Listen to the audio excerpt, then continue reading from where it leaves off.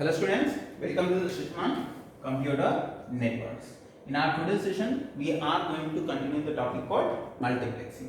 Multiplexing is the concept of combining different signals in order to travel in a single medium that we have seen, and the device that we are using is called as multiplexer. And at the receiver side, those signals should be divided and they should be served to receivers. The respective receivers should receive the signals. That will be done by a demultiplexer. Multiplexer will be represented with mux and demultiplexer will be represented with demux. Do remember now why? Because in our competitive examination, you people will be receiving the arithmetic problems onto this multiplexing. But as of now, as we are the beginners, they will be asking you about the multiplexer and demultiplexer. We have seen all the categories and we have discussed about the frequency division multiplexing, as well as we have discussed about the WDM, that is wavelength division multiplexing. And in our today's session, we will continue with the topic, that is the third type multiplexing, that is the time division multiplex. See here, as the name itself it is suggesting, we are not going to use the frequency, we are not going to use the frequency, we are not going to use the waves of the light. Here we are using what? Time. We are making use of the time in order to travel the signals from transmitter to the sender. We will be dividing the time. If say suppose if I am having 4 systems over here, each system will be sending its own data. Every system will be given its time slot. According to the time slot only, every system must send its data, right? For that reason, we have given the name called time division. If say suppose first second is assigned for the first system, then it should send the data at the first second only. If you are assigning the second for the second system, it should send the second second only, and third system at the third second, and fourth system at the fourth second, and fifth second. When we are going for the fifth second, again it will be repeated from first, second, third, and fourth, like this. We will be repeating it. We will be sharing the time among your data. This time division multiplexing is used for digital data transmission. See, in case of your frequency division multiplexing and wavelength division multiplexing, we have went for what? Electrical signals and what? Light waves.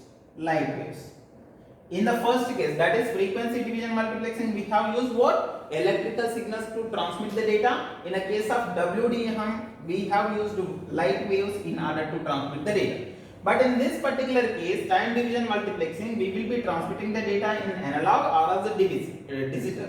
But in order to transmit the data in a digital format, we will be making use of time division multiplexing so that it will be transmitted from the transmitter to the receiver in an easiest manner. The definition, the thing about your time division multiplexing is like this, ma. In this, instead of sharing the partition of bandwidth, bandwidth is nothing but your electrical signals or light wave signals we are not going to use. Instead of that, we are going to use what? Time. First second has been given for the first system, second second has been given for the second one, third second, fourth second. Like that, we are sharing what? Time. According to the time, your system should send the data from one system to other system. That is what they are saying in a first line. And TDM is a digital process that allows the several connection. Multiple connection can be established. Multiple system can send and receive the data. I can say each connection occupies the partition of time slot. I can say suppose 5 seconds has been assigned for first system, then it must send the data within that particular time only. Say suppose for next 5 seconds, if we have assigned for the second system, that should send the data, and next 5 seconds will be given for third system, next 5 seconds will be given for fourth second. Like that, we will be giving the partition of time. We are not giving any bandwidth, we are not taking any wavelength over here. We are partitioning the time. Say suppose if you are having 50 seconds of time, then 5 seconds. We will be partitioning that and we will be giving that to our systems in order to transmit the data from one system to other system. And the last sentence that we are having is digital data from different sources are combined into a time shared. This is what the link is. every time slot you see, we are having 4 systems. This is the time slot. This is one more time slot.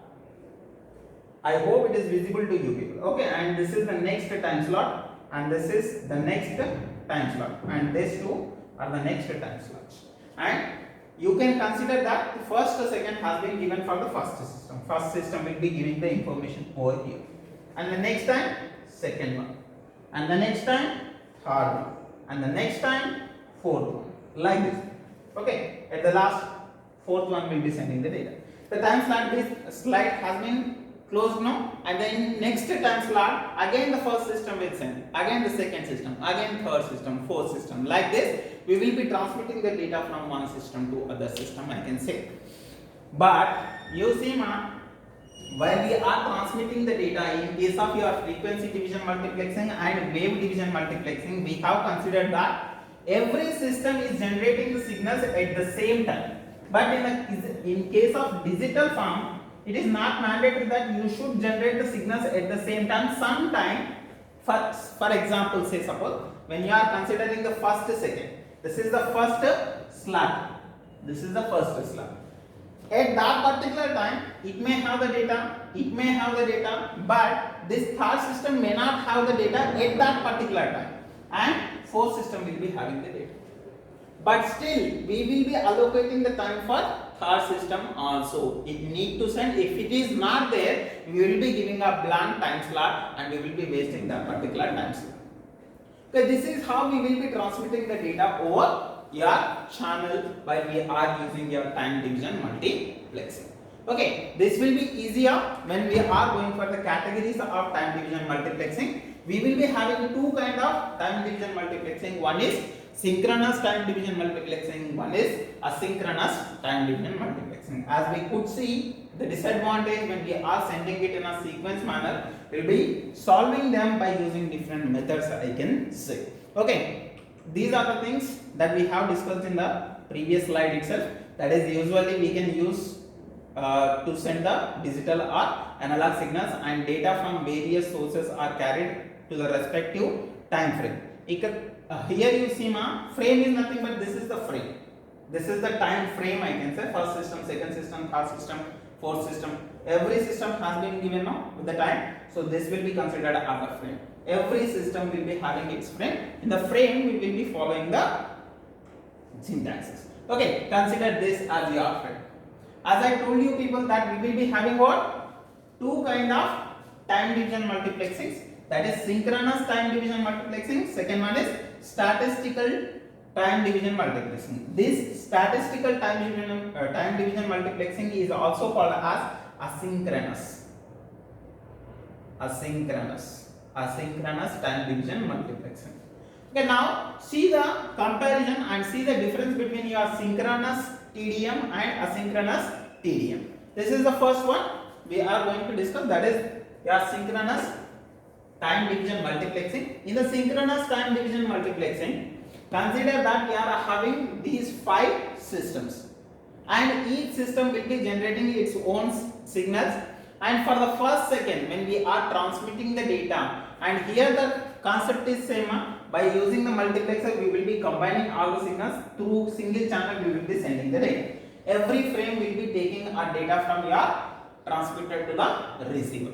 Okay, now consider line A is a system which is generating the signal at the first second, and line B is generating signal for first second and second, and line C is not having any signal, and line D is having 2 signals, and line E as having signal at the second. It is not having any signal at the first second.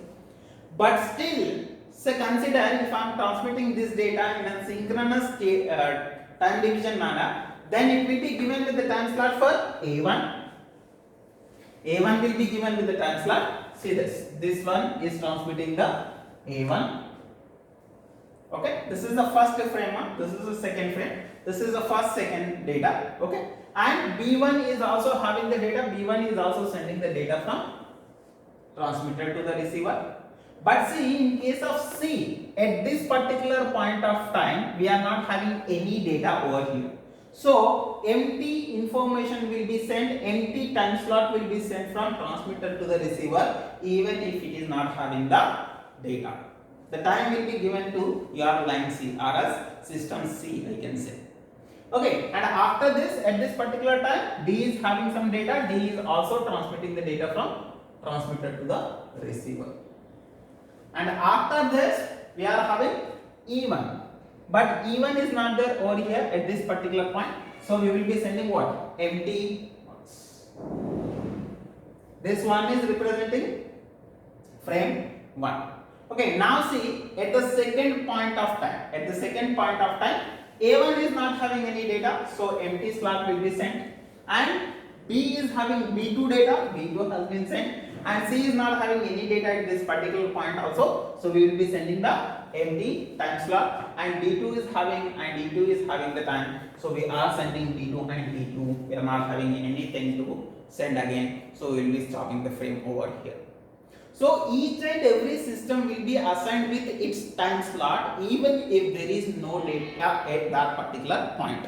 Okay, so just try to understand, ma. So this is very important point in the competitive points.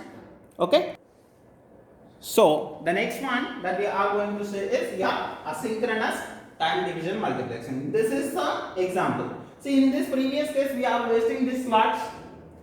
In order to remove this, you need to go for this statistical or else asynchronous time division. See the same example. I'm